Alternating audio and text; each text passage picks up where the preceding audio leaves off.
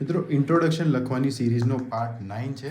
આ તમને બહુ મજા આવશે. થોડોક યુનિક અને ઇનોવેટિવ છે અને એક્ઝામિનરને જોઈએ એવું છે, કેમ કે આમાં ગાંધીજીની સ્ટાઇલમાં ગાંધીજીના વિચારોથી આપણે ઇન્ટ્રોડક્શન લખવાની ટ્રાય કરીશું. અગર તમને ક્વેશ્ચન પૂછે છે સર્વોદય અને અંત્યોદય, ડિજિટલ ઇન્ડિયા, સામાજિક ન્યાય અને આરક્ષણ, આ મેં એક્ઝામ્પલ આપ્યા છે. તમે કોઈ પણ એસેમાં આને યુઝ કરી શકો છો.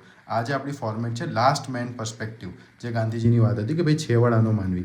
સમજો ડિજિટલ ભારત પર આપણને ક્વેશ્ચન પૂછે છે તો શું આપણે ગાંધીજી જોડે લિંક કરી શકીએ છીએ? હા, કે ગાંધીજીએ કહ્યું હતું કે કોઈ પણ નિર્ણય લેતા પહેલાં એ વિચારો કે તેનાથી સૌથી ગરીબ માણસને શું ફાયદો થશે. આજે જ્યારે આપણે 5Gની વાત કરીએ છીએ ત્યારે શું ગામડાને એ ખેડૂત વિશે વિચાર્યું છે કે જે હજુ વીજળી માટે સંઘર્ષ કરવો પડે છે? સુશાસન માટે વિકાસનો સાચો માપદંડ શહેરના મોલ્સ નથી, પણ છેવાડાના ગામડાની એ વિધવા મહિલા છે જેને પોતાનું પેન્શન વચેટિયા વગર મળે છે કે નહીં. જો તંત્ર તેને ન્યાય આપી શકે તો જ સમજવું કે આપણે સાચું સ્વરાજ હાંસલ કર્યું છે. શિક્ષણ માટે આધુનિક શાળાઓની ફી અને સુવિધાઓ જોઈને લાગે છે કે શિક્ષણ માત્ર પૈસાદાર માટે છે.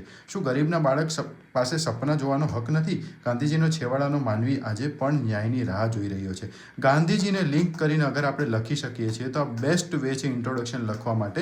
અને ગાંધીજીના અલગ અલગ કોટ્સ યાદ રાખવાની બી જરૂર નથી. ખાલી એક જ વાત યાદ રાખો કે ભાઈ આ છેવાડાનો માનવી જે ગાંધીજીનો કોન્સેપ્ટ હતો એ કોન્સેપ્ટ સાથે હું લિંક કરું અને એક નાનકડી સ્ટોરી બનાવીને લખી શકું કે જેથી એક્ઝામિનર જે પેપર ચેક કરવાનો છે એ પણ કનેક્ટ કરી શકે.